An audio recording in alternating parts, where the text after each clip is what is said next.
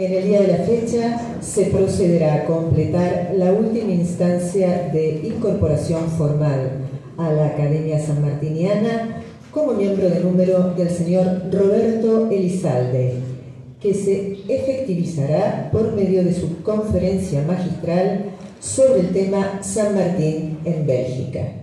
En este marco se lo distinguirá con los atributos que acreditan su pertenencia al cuerpo académico. Preside este acto el señor presidente del Instituto Nacional Sanmartiniano, teniente coronel retirado, doctor Claudio Morales Borleri. Lo acompañan el señor embajador del Reino de Bélgica, Carl Dame, y la señora vicepresidente segunda, la profesora doctora Adela María Salas. Agradecemos la presencia de la señora directora nacional de museos, licenciada María Inés Rodríguez Aguilar.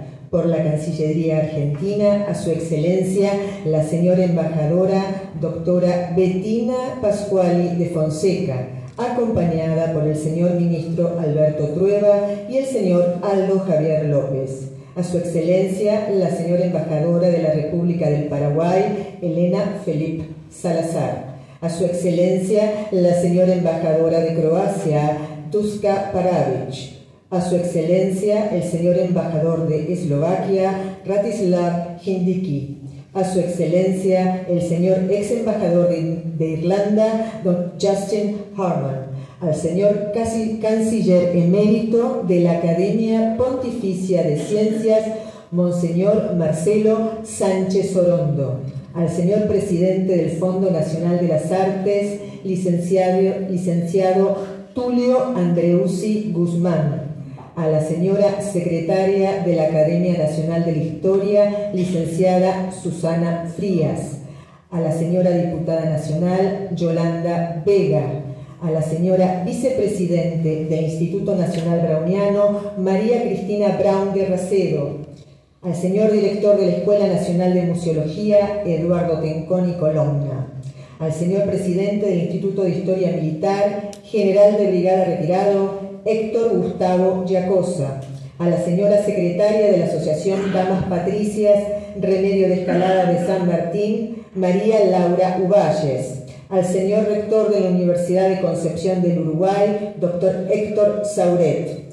Han excusado su presencia y enviado sus saludos el señor presidente de la Nación, doctor Javier Gerardo Milei, la señora vicepresidente de la Nación, doctora Victoria Villarruel, el señor secretario de Cultura, Leonardo Cifeli, su excelencia, el señor embajador de la República Argentina en el Perú, doctor Samuel Ortiz Basualdo, su excelencia, el señor embajador del Perú, don Carlos Chocano Burga, el señor presidente de la Academia Uruguaya de Historia Marítima y Fluvial, doctor Néstor Cariaga, el señor presidente de la Academia Paraguaya de la Historia, doctor Gustavo Acosta Toledo, el señor presidente del Instituto Histórico y Geográfico del Uruguay, embajador Juan José Arteaga Sumarán, el señor decano de la Facultad de Ciencias Económicas de la UCES, doctor Eduardo Gersi, el señor cónsul de España, don Juan Sebastián Mateos. Para referirse a la ceremonia que nos convoca, dirigirá unas palabras el señor presidente del Instituto Nacional Sanmartiniano. Muy buenas tardes. Un gran reconocimiento para todos ustedes por encontrarse acá, por reunirnos detrás de la figura del Libertador. Hoy lo vamos a ver al Libertador en Bélgica, en una exposición preciosa que tiene preparada nuestro miembro de número. Yo me hice cargo como presidente de esta institución el día 15 de agosto de este año. A partir de esa fecha fueron distintos temas que se fueron sumando a una velocidad que yo no la tenía pensada. Por ejemplo, la vigilia en Granadero, por ejemplo, la reunión en la catedral, en la Plaza San Martín, y en el medio yo tenía de Europa, el cual empezaba el 29 de agosto y regresé anteayer.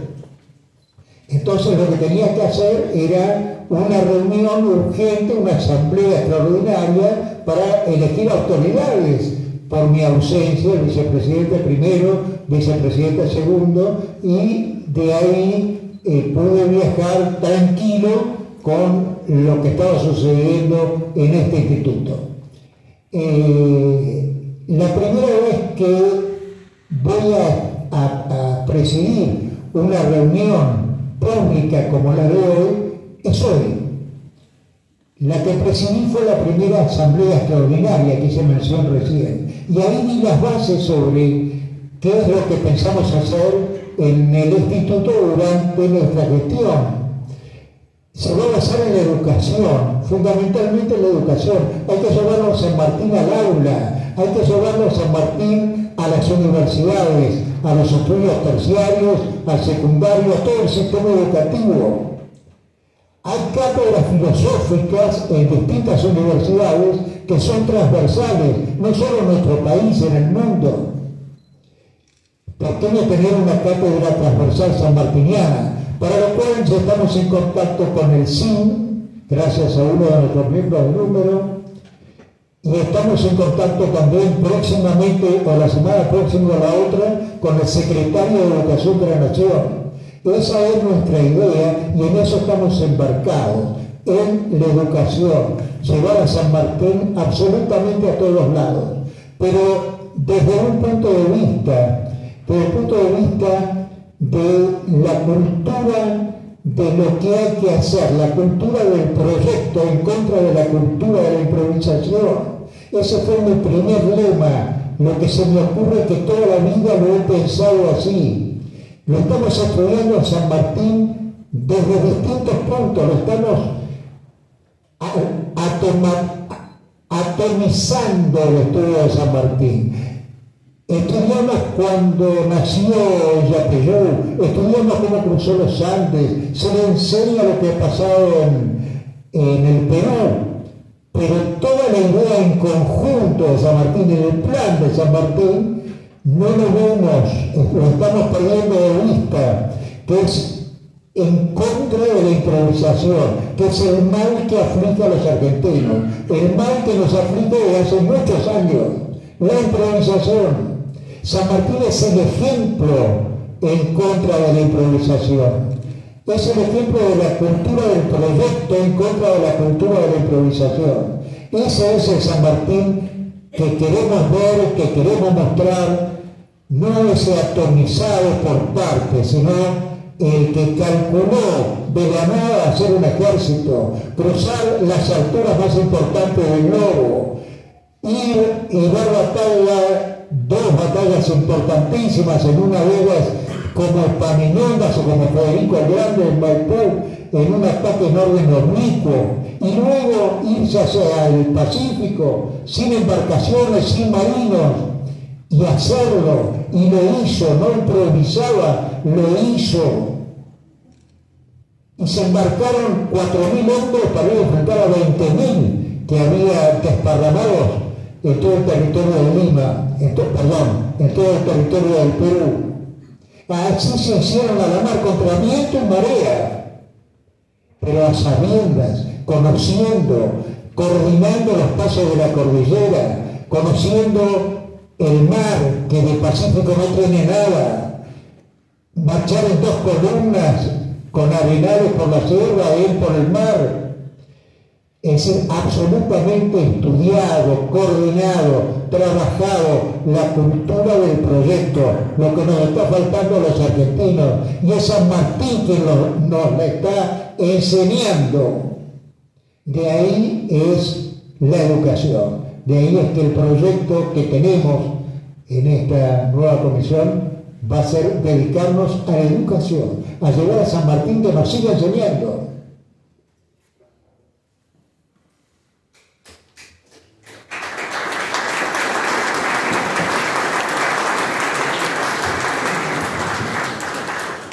La feliz iniciativa del señor embajador de Bélgica de nombrar este tiempo en el marco del bicentenario San Martín en Bruselas y que hemos tomado con especial interés, demuestra la vieja amistad entre nuestros países y la representación diplomática con este instituto. Una de las grandes realizaciones académicas logradas por nuestra Academia Sanmartiniana se dio en 1998, cuando con el apoyo de las universidades de Lovaina y Lieja, en junio de ese año, se realizó el coloquio San Martín en Bélgica. Tan trascendente ceremonia tuvo como escenario el Palacio de las Academias, donde disertaron los académicos, el general Soria, que lo tenemos presente, entonces presidente de esta institución, general de la Nación, héroe de Malvinas, y los colegas doctores Miguel Ángel de Marco, Isidoro Ruiz Moreno, Jorge Ramallo y Rodolfo Argañarás Alcorta.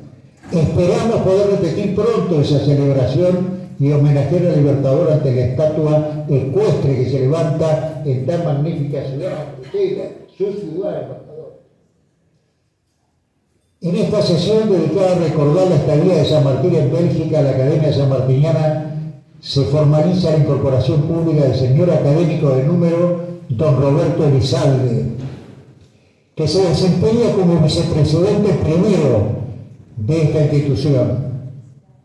Por una indisposición de nuestro académico, el doctor Miguel Ángel de Marco, va a leer las palabras que de Marco escribió de bienvenida la vicepresidente segunda de la Academia, la doctora Adela Salas. Pero antes de dejarle el uso de la palabra, voy a proceder a entregar el collar académico al nuevo colega y amigo. Invito al señor secretario de Cultura, que no está, a entregarle el diploma correspondiente, que se lo voy a entregar.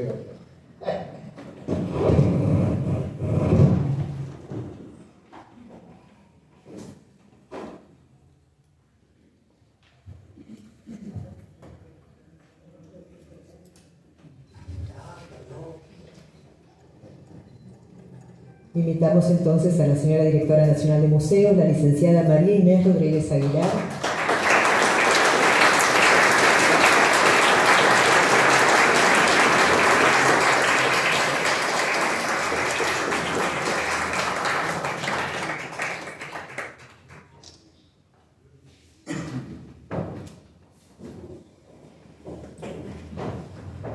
Incorporado ya formalmente como miembro de número a la Academia Sanmartiniana, hará uso de la palabra el señor Roberto Elizalde, quien pronunciará su conferencia magistral sobre el tema San Martín en Bélgica.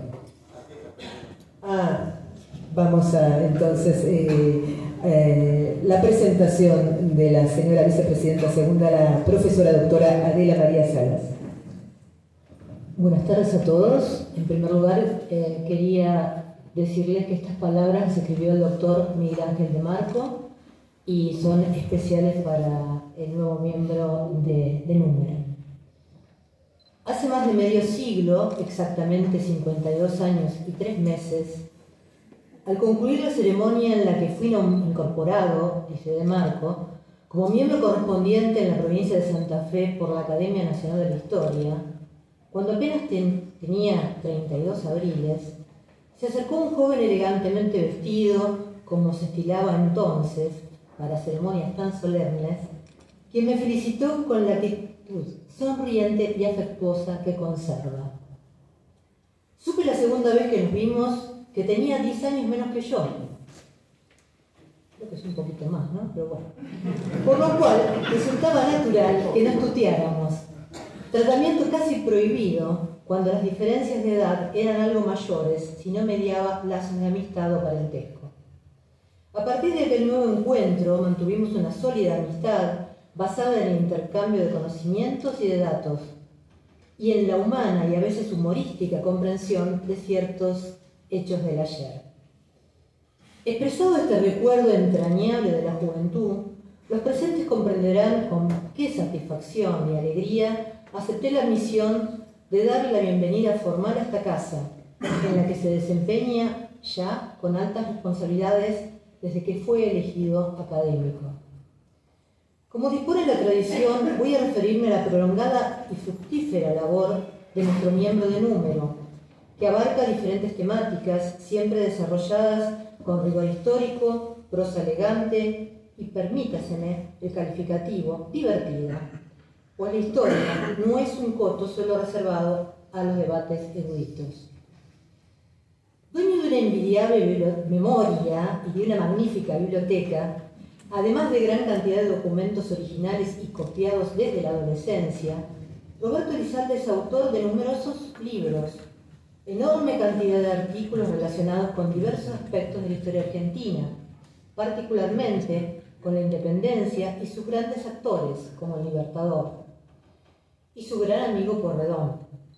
También es activo promotor de la cultura histórica y miembro de academias e institutos del país y del extranjero. Citaré algunos de sus libros: Don Antonino Reyes de San Fernando de Buenavista, Historias ocultas en la Recoleta con María Rosa Rojo, que lleva ya 4 ediciones y una de bolsillo, Juan Martín de Porredón y Dolores Porredón, Lazos de sangre, amor y melancolía, Los Porredón, Liniers íntimo, El Rincón Gaucho, compilación de artículos de esa sección del diario La Nación, Historias ignoradas de las invasiones inglesas, Diario de Buenos Aires, 1810, Manual de la criada económica, Montegrande a través de la prensa porteña, Preservando el patrimonio echeverriano, el diario de John Penn, publicado por la Academia Nacional de la Historia, con una erudita introducción, y el más reciente, Prilidiano íntimo, que rescata una correspondencia del gran pintor argentino con la gaditana, que conmovió a su corazón, le dio una hija durante su permanencia en la bella ciudad en la que desarrolló buena parte de su formación militar y humana, el general San Martín. Elizalde es autor de más de 1 millar de artículos publicados en revistas especializadas, diarios y órganos de divulgación del país y del extranjero. Ha pertenecido y pertenece a numerosas instituciones vinculadas con los estudios históricos, entre los que cabe destacar la Academia Paraguaya de la Historia, el Instituto Histórico Geográfico del Uruguay, cuyos primeros miembros de número fueron San Martín y Rivadavia, la Academia de Historia Marítima y Fluvial del Uruguay, el Instituto Bonaerense de Numismática y Antigüedades, la Junta de Estudios Históricos de Mendoza, la Sociedad Uruguaya de Historia de la Medicina y la San Martín Society de Washington. Además, preside la Academia Browniana, el Instituto Nacional Browniano, y es vicepresidente de este instituto. Su incansable labor fue premiada por la legislatura porteña, que le otorgó el título de Personalidad Destacada de la Escultura. La cantidad y calidad de asistentes que colmó el Salón Montevideo hablan del aprecio, afecto, respeto que se le tiene en los distintos círculos en que actúa. La mención que hemos hecho de algunas de sus tantas instituciones a las que está vinculado habla de la intensa actividad, los variados conocimientos, el entusiasmo y predisposición constante de Roberto Elizalde para investigar y difundir la historia rioplatense. Por último, quiero recordar su vertiente de periodista, expresada en las páginas de La Nación, La Prensa y la Gaceta Mercantil, donde regala frecuentemente preciosos artículos justicieramente valorados por los lectores. Ahora, desde su sitial académico sanmartiniano, inspirado por el ejemplo del ilustre fundador del Museo Histórico Nacional, doctor Ángel Justiniano Carranza, que le da nombre, motivado por su natural entusiasmo y curiosidad por las cosas del ayer, y dotado de una impecable cultura social, nuestro colega multiplicará sus logros intelectuales a la vez que aportará su envidiable energía y saber al Instituto Sanmartiniano, a su academia y a cuantos se acerquen a ella para estudiar y exaltar la figura del gran capitán de los Andes. Señor académico, antiguo y querido amigo, Nos aprestamos a escucharlo para seguir de su mano las huellas de quien, luego de dar libertad a la parte austral del continente americano, hizo de la grata tierra belga un refugio y un ámbito propicio para que su pequeña hija llevara a la práctica las inmortales máximas que trazó para ella. Pues San Martín inspiraba con su sola presencia en el respeto y la adhesión de quienes buscaban un líder militar indiscutido y un hombre de gobierno experimentado para acompañar a Bélgica en sus primeros pasos hacia la independencia. Que ello no se concretará es otra historia, sobre la cual seremos ilustrados hoy. Gracias.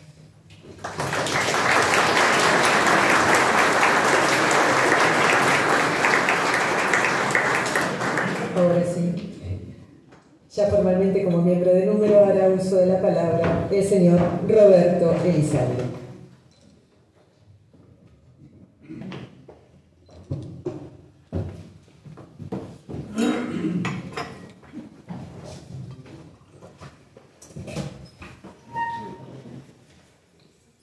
Señor Presidente, excelentísimos señores embajadores,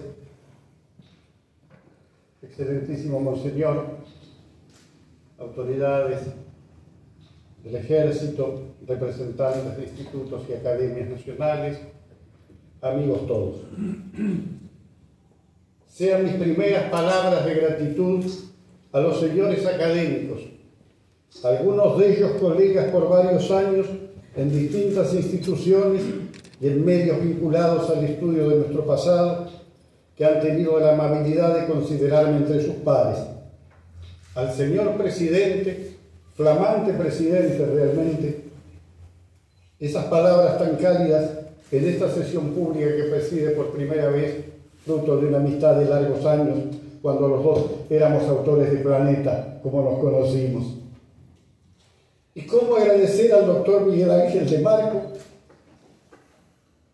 una amistad de 52 años, y que el tiempo, maestro, consejero sabio, hombre generoso y amigo de excelencia, por estas palabras que han reflejado más que mi persona esa inmensa generosidad y afecto. Como dijo, a veces nos reímos con Miguel Ángel de la historia, y yo hoy tendría que recordarle aquello que desde Bruselas San Martín le escribió al general Miller. Por lo general, la amistad no es, a la verdad, un juez bien imparcial, porque no me reconocía tanto en sus palabras. Hace 60 años, todas las tardes pasaba 3 horas con un grupo de compañeros de 6º grado leyendo San Martín Vivo de José Luis Busaniche, porque íbamos a participar en un concurso que se llamaba Justa del Saber Sanmartiniano. Perdimos por un punto.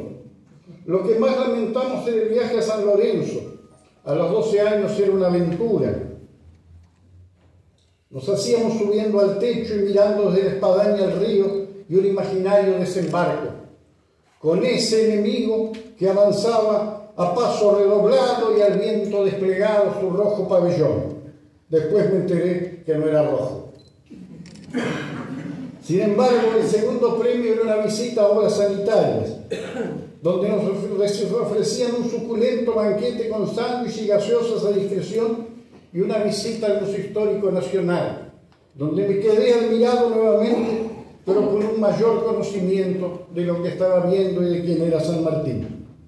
A tantos años de distancia, lejos estaba aquel niño de pensar que existía una academia o que iba a ocupar el sitial de Adolfo P. Carranza, que rescató la historia de la patria como fundador de ese museo, las reliquias sanmartinianas, y a quien los argentinos le debemos más que un digno homenaje como fundador de esa institución señera. Y así entonces me hicieron socio de esa asociación sanmartiniana. Y este distintivo era el que se usaba entonces en el instituto, la réplica de la condecoración de Chacabuco, que la llevo y lo tengo desde hace 60 años. Quizás esa fue una motivación aún más a la lectura y al conocimiento de nuestro pasado. Hoy, cuando empezamos a descender lo más pausadamente posible la barranca de la vida, este acto que es un reconocimiento, quien nunca se consideró de su... También demuestra que es imperativo que nos ha dado el señor presidente al iniciar su mandato de trabajar en la educación y que hemos tomado como desafío es a la postre algo que puede dar sus frutos, como humildemente es en este caso.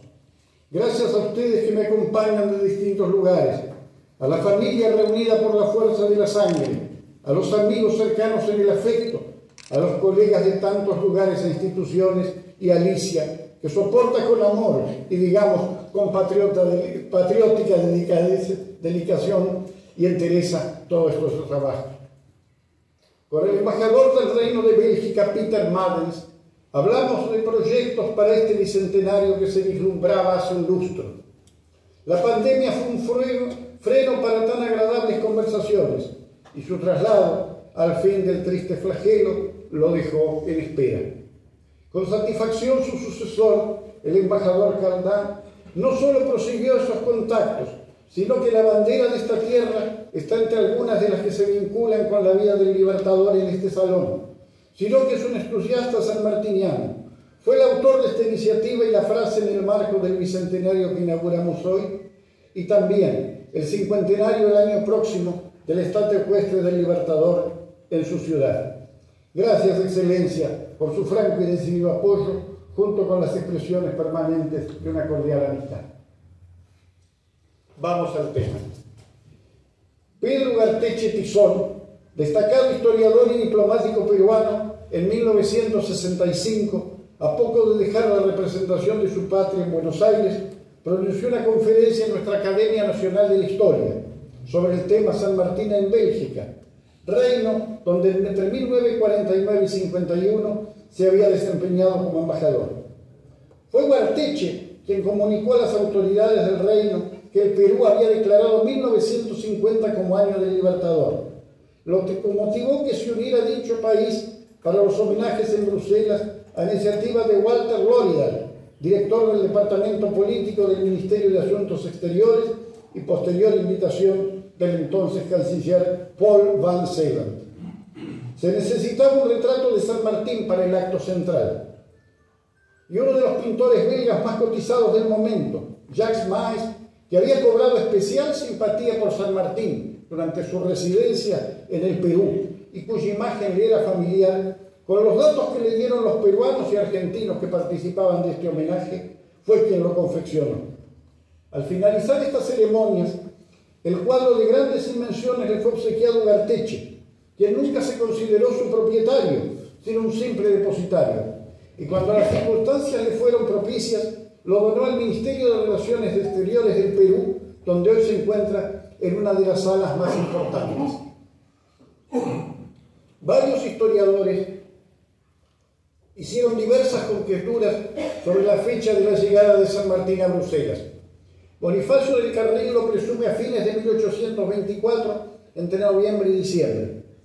Pero fue el historiador belga Carlo Browne, natural de Lieja, espíritu curioso por todo, de extraordinaria erudición, de elevada exigencia intelectual, quien dedicó un profundo estudio a Napoleón, según la semblanza que le dedicó Jean Lacroix, su colega en la Real Academia de la Lengua y Literatura Francesa de Bélgica, quien aclaró documentalmente el tema del arribo de San Martín a Bruselas.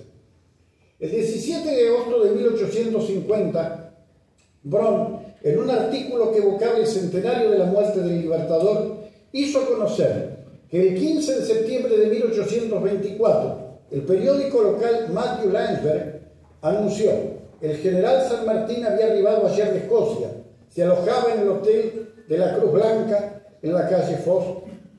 Conocía la ciudad, en la que había permanecido por unos pocos días en julio de ese mismo año, según quedó asentado en el registro de extranjeros.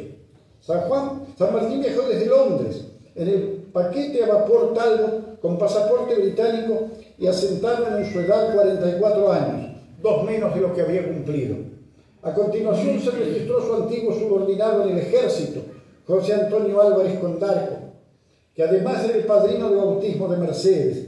La niña, mientras tanto, continuaba su educación en Londres. Seguramente el primer viaje fue para conocer personalmente Bruselas, y su resolución fue más que acertada. Así se lo hizo saber a varios amigos. En diciembre de 1825 aparecían: mi vida es uniforme y tranquila. Las noches las empleo en el teatro y los días entre el paseo y la lectura. Después de la vida agitada de América, necesitaba de gozar de paz por algún tiempo. En febrero de 1825 le confesó al brigadiero Higgins: desde fines del año pasado me he establecido en esta. Lo barato del país y la libertad que se disfruta me han decidido fijar mi residencia aquí hasta que finalice la educación de la niña. En noviembre de ese año se lo explicó a Miguel Molina: yo vivo en esta hace 7 meses. Lo barato del país y más que todo mi inclinación es vivir fuera de las grandes capitales me han decidido a esta elección. Con el general Guido, su confidente, se explayó mucho más. En cuanto a mí, solo diré que paso por un verdadero cuáquero. No veo ni trato a persona viviente, porque de resultas de la revolución he tomado un tedio a los hombres que ya toca lo ridículo. Vivo en una casita de campo, 3 cuadras de la ciudad, en compañía de mi hermano Justo. Ocupo las mañanas en la cultura de un pequeño jardín y en mi taller de carpintería. Por las tardes salgo a paseo y las noches en la lectura de algunos libros alegres y papeles públicos. No se ha encontrado hasta ahora documento alguno que pueda dar referencia a la ubicación de dicha casa, aunque sabemos que estaba compuesta por 3 piezas perfectamente tapizadas y un jardín de más de 1 cuadra con un costo de alquiler de 1.000 francos anuales. No pocos proscriptos por distintas razones vivían en la capital de los belgas, que albergaba unas 100.000 almas. El mismo San Martín se refiere a su hospitalidad en una ciudad convertida en punto de reunión de ese inmenso número de extranjeros. El general retirado mereció el reconocimiento local y su presencia no pasó desapercibida. La logia La Perfecta Amitié le obsequió una medalla en reconocimiento que, según el periódico, los belgas amigos del rey y de la patria, era un general extranjero justamente célebre. El consumado grabador belga Jean-Henri Simon fue su autor y ha sido reconocida como la más bella pieza de la numismática sanmartiniana. A poco de llegar en diciembre de 1824, San Martín le escribió a su apoderado porteño Miguel de Ríos: he estado en cama 15 días atacado de un dolor que me ha tenido bien apurado. Afortunadamente ya me encuentro recuperado, pero escarmentado para cuidarme un poco más y no olvidarme que soy ya viejo para abandonar mi salud. 46 años, se dan cuenta la edad de la época, ¿no es cierto?, el tiempo de vida.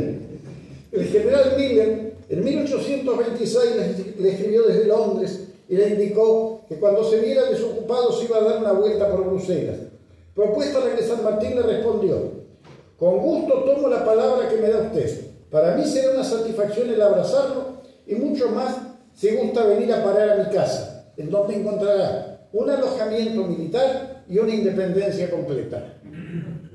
Bien podría decirle, con las demoras propias de la correspondencia O'Higgins en 1827: no podía usted haber elegido un lugar más aparente para su residencia que el de Bruselas, lejos de ingratos y a donde llegarán helados los maledicentes tiros de la detracción y la perfidia.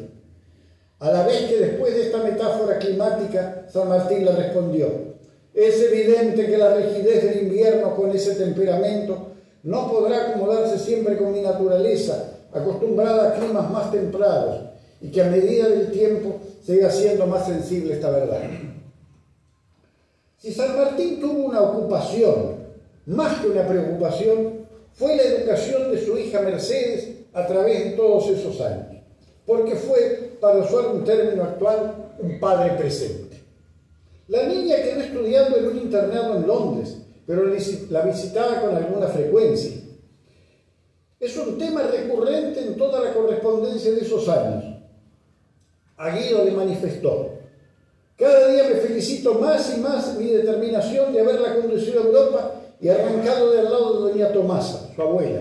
Esta amable señora, con el excesivo cariño que tenía, me la había resabiado, como dicen los paisanos, bien término de campo, ¿no?, en términos que era un diablotín. La mutación que se ha operado en su carácter es tan marcada como la que ha experimentado en su figura.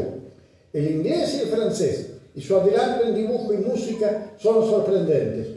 Usted me dirá que un padre es un juez muy parcial para dar su opinión. Sin embargo, mis observaciones son hechas con todo el desprendimiento de un extraño, porque conozco que de un juicio equivocado pende el mal éxito de una educación. En términos semejantes le comentó a Ríos: Mercedes sigue haciendo sus progresos. La señora del capitán Haywood, que la ama como una hija, me dice que habla inglés como si hubiese nacido en ese país y que su afición al dibujo y sus rápidos adelantos sorprenden. Pero poco después se encontró con este inconveniente, que sabemos que podía solucionar. Dice San Martín: a fin de mes pienso hacer una visita a Mercedes. Esta, según me escriben, ha olvidado enteramente el español, pero en breve lo volverá a adquirir. Sigue haciendo progresos en música y en dibujo. Y a su vez le confiaba a otro amigo: yo pienso para septiembre traerla, pues para ese tiempo ya está al corriente del inglés. Y ya en Bruselas la internó en uno de esos excelentes colegios, y agregaba el beneficio: me costará la mitad y yo tendré el gusto de estar a su lado.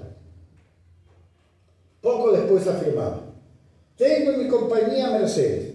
Aún no ha pasado al colegio, en razón de que ha olvidado enteramente el castellano, y yo no quiero separarla de mi lado hasta que vuelva a adquirirlo completamente. Los progresos que he hecho en un año y la docilidad que por ahora presenta su carácter me hace pensar que su educación será bien aprovechada. En abril de 1827 le decía a Miller: mi espíritu ha sufrido infinitamente, porque Mercedes ha estado a las puertas del sepulcro, de resultas del sarampión, o como acá se llama a la fiebre escarlatina. Enfermedad que atacó sin piedad a casi todas las niñas de la pensión. Felizmente la chiquita está fuera de todo peligro, pues hace 3 días se levantó por primera vez. Y meses después le decía: está buena y mucho más robusta que antes de esa peligrosa enfermedad. Ella y mi hermano lo saludan. Y a fines de ese año le confiaba a O'Higgins: yo pienso permanecer en Europa 2 años más, tiempo que creo necesario para concluir la educación de mi hija. Sus horas no estaban alejadas de las preocupaciones materiales. Por su chacra de los Barriales en Mendoza le escribió a Pedro Advíncula Moyano, su administrador: mandaré un inventario de todo lo que existe en la hacienda a mi hermano Manuel de Escalada, su apoderado y cuñado. Usted sabe la confianza que siempre me ha merecido y me merece, para que ni remotamente tenga la menor desconfianza. Pero usted sabe que usted y yo somos mortales, y es necesario que si faltamos uno de los dos, todas las cosas queden arregladas. La política del Río de la Plata no le era indiferente. Así en 1827 en carta O'Higgins criticaba a Rivadavia: su administración ha sido desastrosa y solo ha contribuido a dividir los ánimos. Y sobre las calumnias que difundió sobre el Libertador le indicó: he despreciado tanto sus groseras imposturas como su innoble persona. Con él al frente no había ofrecido sus servicios para la guerra con el Brasil. Sin embargo, lo hizo con el gobierno de Buenos Aires después, si le eran admitidos, y estaba en su espíritu embarcar sin pérdida de tiempo. 2 meses antes, en agosto de 1827, le decía Juan Cruz Vargas: efectivamente no pienso regresar al país, pero al ser interino lo veo en tranquilidad, porque enemigo de facciones, la situación actual de nuestra patria no me dejaría vivir en neutralidad, y por sabia y prudente que fuese la línea de conducta que adoptase, sería envuelto en el torrente de las pasiones que desgraciadamente tanto nos perjudican. Tras la renuncia de Rivadavia a la presidencia el 7 de julio de 1827, el doctor Vicente López asumió esas funciones que desempeñó por poco más de un mes, en que finalizó aquel experimento con la disolución del Congreso Nacional. Enterado por los papeles públicos San Martín, en diciembre de ese año, después de 4 meses que había dejado el cargo, no existían los medios de comunicación de hoy, había que esperar a veces medio año, San Martín lo felicita, ya no estaba en el poder, y le dice: compatriota y señor de todo mi aprecio, al autor del himno, como la experiencia me ha demostrado que todas las ventajas que proporciona el mando no son otras que sinsabores continuos, es que por esto que estoy muy distante de felicitarle por su elección a la presidencia de esa república, pero sí lo hago a la patria por las ventajas que ella puede reportar. En el que incluyo, ofrezco mis servicios a la justa, aunque en política guerra en que se haya empeñado nuestra patria con el Brasil. La comentada correspondencia con su apoderado en Buenos Aires, don Miguel José de Ríos, es muy interesante y permanece prácticamente inexplorada. Reafirma algunos conceptos de Oscar Carbón y de Raúl de la Bugle respecto al patrimonio del general, y a ella nos referimos desde el punto de vista económico en la sesión privada de esta academia el año pasado, tema sobre el que no vamos a abundar. Pero nos informa de otros aspectos desconocidos sobre los movimientos o actividades de San Martín.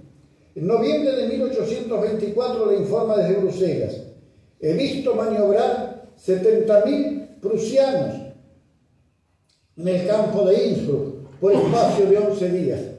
¿Quién hubiera podido remitir a algunos de ellos para el Perú, recordando su vieja presencia allá? Y agregaba: he recorrido toda Holanda, es un país digno de verse, tanto por el carácter original de sus habitantes como por su industria sin igual, pero sobre todo por sus magníficas obras hidráulicas.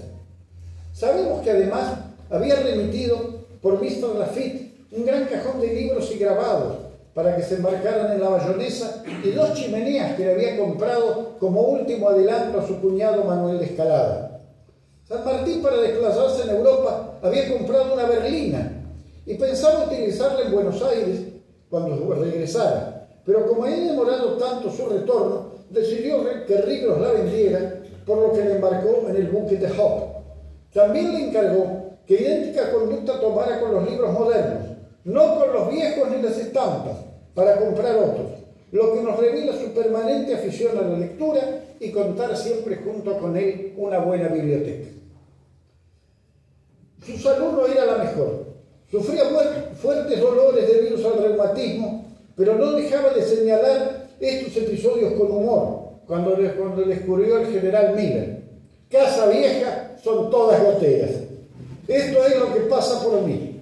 Ayer me he levantado después de 11 días de cama de resultas del incómodo reumatismo que se apoderó de mi pierna izquierda y que solo se ha podido desalojar a fuerza de sanguijuelas y baños. Ahora estoy algo mejorado. En otro tiempo dice: mi salud sigue buena en el día. No es extraño en la buena estación. Claro, era junio, pleno verano. Más análoga al temperamento en que estamos acostumbrados, porque es menester haberse criado en ello. Para aliviar las molestias del reumatismo, le anunciaba a menudo: partiré 12 o 15 días a La Chapelle a tomar los baños y estaré de regreso. Y ya instalado, anunciaba esto: el 27 salí de Bruselas para estos baños, bastante aliviado en el reumatismo.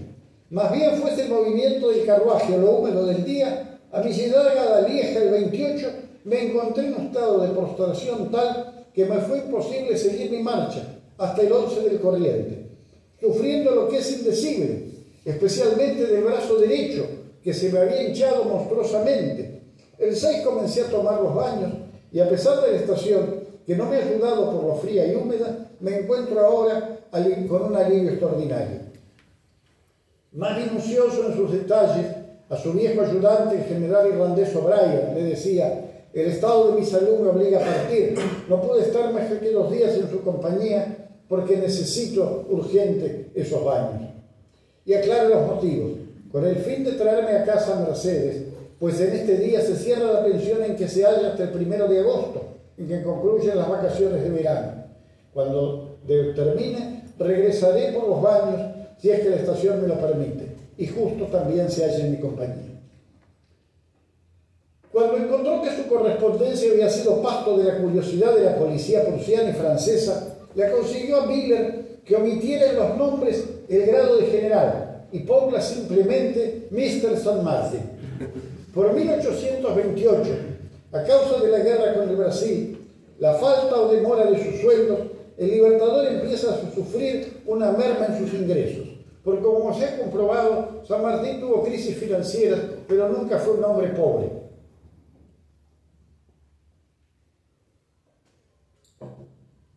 Por esa razón, abandonó la casa quinta de las afueras y se trasladó al centro. Así lo cuenta Miller. Si tiene usted algo que escribirme, hágalo hasta a esta, Rua de la Fiancée 1422, que es la nueva casa que habito, a donde me dirigirán sus cartas. Allí, me decía, a 5 minutos de su casa, el señor embajador, se encuentra esa residencia donde vivió San Martín. Al año siguiente se realizó un censo de la población. Fue nuestro colega, el académico Luis Santiago Sanz, que además también fue embajador en Bélgica, que encontró registrado en uno de los apartamentos de esa dirección, así lo registraron a San Martín, fíjense, Marcelis Josephus Jan, o sea, San sería San, ¿no? Marcelis en vez de Martín, Marcelio, de 48 años, natural de Buenos Aires, de 48 años, rentista, de religión católica, viudo de María Escalada. Uno de sus subordinados, el general Miller, estaba escribiendo sus memorias y lo consultaba permanentemente por distintos temas de la campaña libertadora, que él contestaba prolijamente. En octubre de 1827 le advirtió: permítanme que le haga una observación, la que espero no atribuya un exceso de moderación, sino a verdadera justicia. Usted carga demasiado la mano en elogios míos.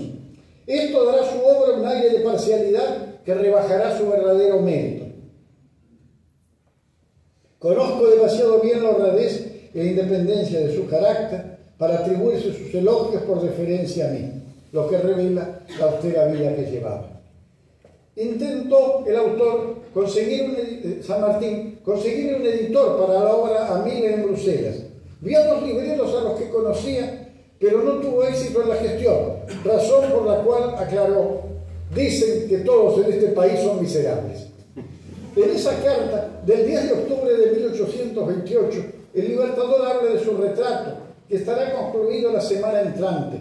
Afortunadamente, me avisaron, había llegado un francés de regreso de Spa, hombre de habilidad, y efectivamente puedo asegurar a usted que por lo que respecta a la resemblanza no deja nada que desear. En fin, usted me ha hecho quebrantar el propósito que había hecho de no volverme a retratar en mi vida. El 24 le envió la prueba del trabajo realizado por el francés Jean-Baptiste Madou y apuntó: los que lo han visto dicen que aunque se parece bastante me ha hecho más viejo y los ojos se encuentran defectuosos. Ello es lo mejor que se ha podido encontrar para su ejecución. Al fin y al cabo he cumplido con su encargo, asegurándole será el último retrato que me haga en mi vida.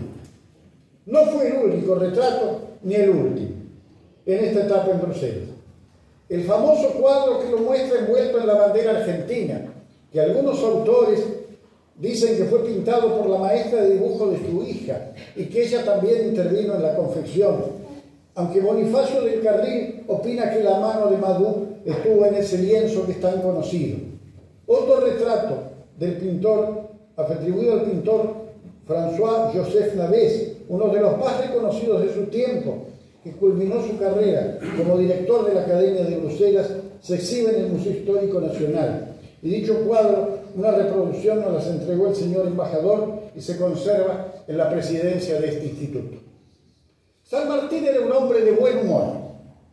A Tomás Guido le escribe frases sabias e ingeniosas, como cuando a este lo nombraron ministro de Relaciones Exteriores, le escribió: como amigo de usted, lo siento, como individuo del país me alegro. Y le recomendaba a Mr. Delisle, nuestro cónsul en Amberes, pero agregaba sobre los diplomáticos, disculpen, ¿no?, lo decía San Martín: yo creo que estos funcionarios públicos son muy útiles, siempre y cuando no cuesten dinero y sirvan sus empleos ad honorem. Y agregaba jocosamente el último término, diciendo: esto ad honorem, he estudiado 2 años de gramática latina y según el antiguo adagio de que la letra con sangre entra, tengo bien presente los azotes que me daba el maestro. En respuesta a otra, donde el mal humor de don Tomás era terrible, le dice: está hecho un viejo rico y gotoso. En otra le recuerda a Guido: ¿qué es de Hilarión? ¿Qué batallas furibundas no me dio en Montevideo? Que Dios se lo perdone. Protesto a usted que le había cobrado tal miedo que a pesar de la distancia que nos separa, aún no ha desaparecido del todo. Desgraciadamente el amor, que indistintamente ataca a toda edad y profesión, bajo la figura de una rolliza y pelinegra, se apoderó del corazón de mi tío, Era Hilarión de la Quintana, tío político de San Martín, hermano de su suegra, y lo convirtió en un volcán. ¿Qué escenas no presencié, mi querido amigo? Antes y después del sitio de Troya, las ha habido comparables. Hubo moquetina de tal tamaño que la diosa espantada se presentó en mi casa a deshoras buscando mi protección. He buscado la palabra moquetina en un viejo diccionario y son cachetazos en la cara, sopapos, digamos. Yo creí que el juicio final había llegado. En conclusión, debo decir a usted que protegido por Eón y Neptuno me hallaba ya en el Ecuador y aún la sombra de Hilarión me perseguía en ese barco. En los primeros días de agosto de 1827, de la Quintana había estado en Bruselas visitándolo a San Martín. Estos comentarios a un Guido, ocupado largamente como ministro de Relaciones Exteriores, le permiten esta reflexión. ¿Cómo usted tiene el arte de hacerme reír aún en mis pocas horas de mal humor? Me cuenta usted los amores de nuestro buen tío, que me han hecho desternillar. Pues sepa usted para su gobierno que ya ha entrado en guardia otra mujer, a quien espero que la deje como una tonta. O sea, se divertían con eso revela el humor de aquellos hombres, ¿no?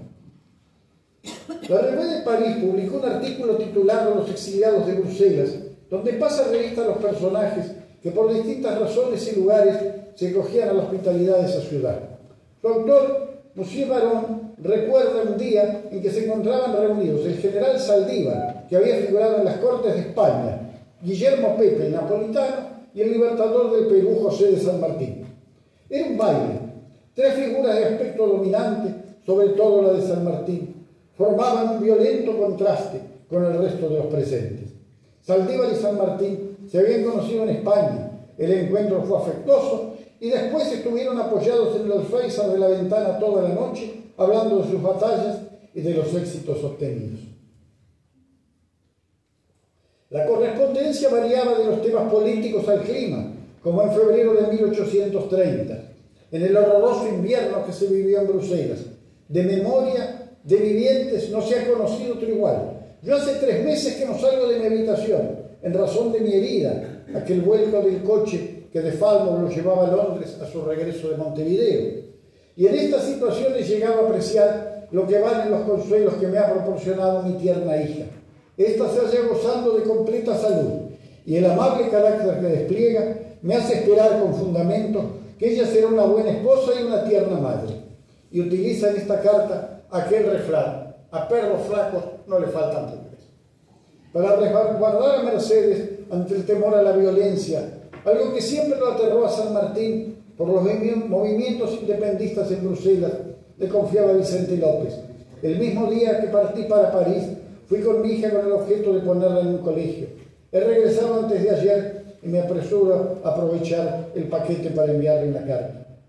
Se preocupa por el incremento de las discordias en Buenos Aires, pero más adelante agrega: el mismo cuadro de desorden y la misma de inestabilidad no solo compete a todas las antiguas españolas, sino que el viejo continente se fermentaba en agitación política y social. En esta carta, desde las últimas que escribió el libertador en Bruselas, agregó: 2 son las bases sobre las cuales reposa la estabilidad de los gobiernos conocidos, a saber, la observancia de las leyes o la fuerza armada. Los representativos se apoyan en la primera, los absolutos en la segunda. De ambas garantías carecen las de América. No dejaba de indicar a sus corresponsales la idea de regresar a mediados de 1831 a Buenos Aires, una vez que la educación de su hija concluyera, hacia Gutiérrez de la Fuente, al general Rivera y al mismo Vicente López. En julio de 1830 le explicó a José de Rivadeneira los motivos por los que dejó Bruselas. La revolución que estalló en los Países Bajos me obligó a dejar mi residencia y conducir a mi hija a esta para evitar los peligros y temores que son consecuentes a una insurrección, cuyos principios acompañados de saqueos e incendios hacían temer sus consecuencias y al mismo tiempo su educación. También decía: la situación de este continente amenazado por una guerra general, cuyos temores sobre este punto aún no están del todo disipados, pues siempre quedan pendientes los dos graves puntos en cuestión, a saber, la suerte definitiva de Polonia y de Bélgica. A esto agregaba: los progresos del cólera morbus, que ni los cordones sanitarios establecidos por las potencias del norte y todas las medidas adoptadas en cuarentenas han podido hasta el presente detener la marcha de tan espantosa enfermedad que al año siguiente fue terrible en Europa.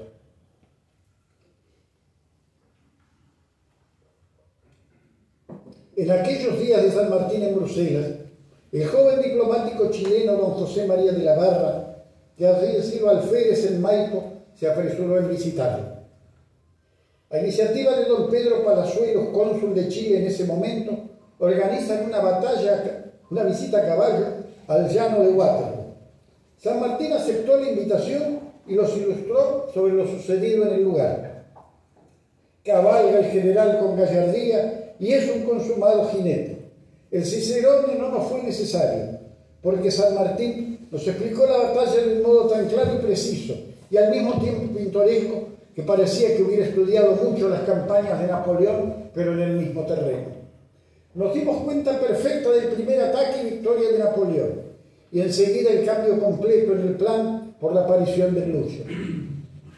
Criticó los movimientos el general como solo él sabe hacerlo.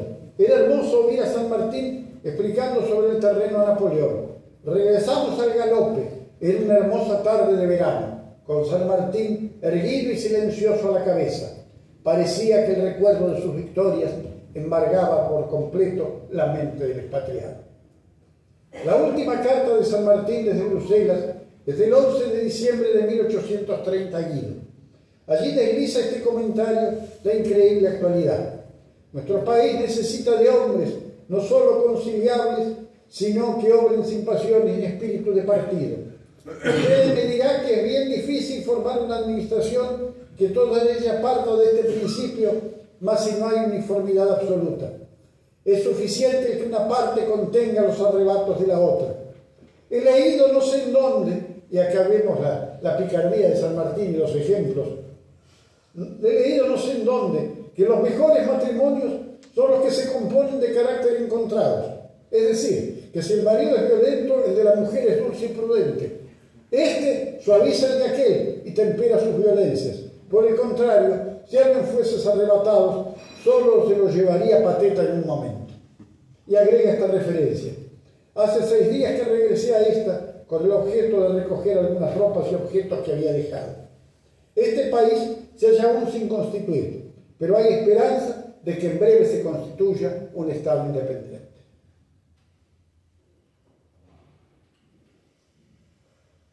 Señoras y señores, hemos intentado a través de estas cartas de San Martín y de algunos corresponsales dar un pantallazo sobre la vida de nuestro héroe en Bruselas. Caminamos por él por esas calles, lo acompañamos en el reencuentro con su hermano Justo Rufino, padecimos los dolores del reumatismo o la herida del brazo que lo dejó postrado, disfrutamos de sus dichos castizos, la preocupación por sus finanzas, su obsesión por la educación de Merceditas, sus sabias reflexiones sobre las ingratitudes de la vida pública, o nos divertimos con lo enamoradizo de su tío político y cabalgamos finalmente por los llanos de Waterloo. Estaba ya lejos cuando el triunfo de Ayacucho, o cuando al mando del bravo paraguayo José Félix Bogado regresaron sus granaderos. En una palabra, hemos vivido en su compañía 2 siglos de distancia en el marco de este bicentenario que empezamos a recordar por feliz iniciativa de la Embajada y del Instituto, y que se inaugura esta tarde. Quizás uno de los mayores títulos que tiene Bélgica con respecto a San Martín es haberle otorgado algo que en palabras de una persona tan pero tan reservada y tan distante de los elogios es más que un elogio a Bélgica. Y no lo he visto en ninguna de sus cartas. Esto le escribió a Tomás Guido. Usted dirá que soy feliz. Sí, mi amigo, soy verdaderamente feliz. Y agregó esto, que es lo que más ratifica aún el vínculo de los belgas con los argentinos. A pesar de esto, ¿creerá usted si le aseguro que mi alma encuentra un vacío que existe en la misma felicidad? ¿Sabe cuál es? El de no estar en Mendoza. En cuanto a mis planes futuros, son los siguientes. Dentro de 2 años, tiempo que creo necesario para firmar la educación de mi hija, pienso con ella ponerme en marcha para Buenos Aires, si me dejan tranquilo. y gozar de la vida. Centraré mi cuartel general un año en la costa del Paraná, porque me gusta mucho, y otro en Mendoza, hasta que la edad me prive de viajar. Usted sabe que en cualquier parte en que me halle, una habitación y un puchero serán partidos con usted con el mayor placer, y sírvale de Goya. Pero hay finalmente un tema que me llama a la reflexión, a la búsqueda y, por qué no, al suspenso, en el que todos los historiadores argentinos y belgas debemos trabajar. El general San Martín testó 3 veces en su vida. La primera el 23 de octubre de 1818, en Mendoza, ante el escribano del Cabildo, don Cristóbal Barcala. La segunda en Pisco, el 29 de septiembre de 1820, a poco de su desembarco, ante la posibilidad de fenecer o caer prisionero. Y la última, el testamento hológrafo que se conserva en esta casa, fechado en París el 23 de enero de 1844, preservado en una notaría que el gobierno francés entregara a nuestro país en el sesquicentenario de la Revolución de Mayo. Sin embargo, hacia 1825 el Libertador recibió en Bruselas unas duras líneas de su lancero amado, el general Guido. Bien dice Patricia Pascuali, recordada amiga que se fue muy joven y formó parte de esta academia. Esta fortísima carta conmocionó el ánimo del Libertador, pues no podía permanecer indiferente frente a la suerte corrida por sus compañeros. Ella gira fundamentalmente en torno a Bolívar, quedando claramente puntualizado el concepto que el general había formado acerca de su persona y actuación. En dicha carta San Martín le dijo a Guido: cuando deje de existir, usted encontrará entre mis papeles, pues en mi última disposición hay una cláusula expresa para que le sean entregados documentos originales y sumamente interesantes. Ellos y los apuntes que hallará usted ordenados manifiestan mi conducta pública y las razones de mi retirada del Perú. Usted me dirá que la opinión pública y la mía en particular están interesadas en que estos documentos vean la luz en mis días, y para justificar ese silencio guardado frente a sus detractores, agregó que la demora para esa respuesta obedecía a su convicción que lo común de los hombres juzga de lo pasado según la verdadera justicia y de lo presente según sus intereses. Y por si no fuera suficiente, con ese humor que siempre lo caracterizaba, termina diciendo: de los 3 tercios de habitantes de que se compone el mundo, 2,5 son necios y el resto pícaros, con muy poca excepción de hombres de bien. Guido no olvidó esa oferta. Se debió sentir honrado con tal prueba de confianza, y 10 años menor sintió que podía sobrevivirlo a San Martín. Así, en febrero de 1829 volvió sobre el tema: recuerdo la oferta que en repetidas cartas me hizo usted desde Bruselas de sus papeles para la historia. Ha llegado el tiempo de cumplir esta promesa. Pero ninguno de ellos volvió a tratar el tema. No dudo que San Martín, tan previsor como era, seguramente este testamento lo debió poner a recaudo en una notaría. Poco después emprendió su regreso a la patria, con el frustrado desembarco y cruzar el Atlántico, dejando una hija de 13 años a cargo de un hermano suyo, nos hace meditar en este documento bien guardado y que nunca apareció. Sabemos que Guido, cuyo peregrinar como diplomático en tiempos de Rosas, en la corte de Río de Janeiro, o por la Confederación Argentina, en la misma ciudad, en Paraguay o en Uruguay, lo ocuparon largos años, y tuvo el tino de no tocar nunca más el tema con San Martín. Acabada su vida pública en 1861, consideró que había llegado el tiempo de volver sobre el tema y se dirigió a Mariano Balcarce, yerno del Libertador, para reclamar aquel compromiso incumplido. Pero ya era tarde. Balcarce le contestó con la más absoluta verdad, urgido por el pedido de los jóvenes historiadores Mitre y Barros Arana. He accedido al primero, que le había manifestado escribir una biografía de padre y pidiéndome todos los documentos que pudieran servir para aquella obra, y agregaba: si padre lo hubiera dicho. Así, esas últimas disposiciones de San Martín estarán en una notaría en Bruselas. Nos quedan en principio estos 6 años que hoy inauguramos para tratar de encontrarla. Pero como decía Miguel Ángel Cárcano, la historia es una disciplina científica que trabaja en constante elaboración y cambio, porque la vida es la materia con que trabaja. Las historias de ayer se mejoran hoy y se aspira a completarlas mañana. Muchas gracias.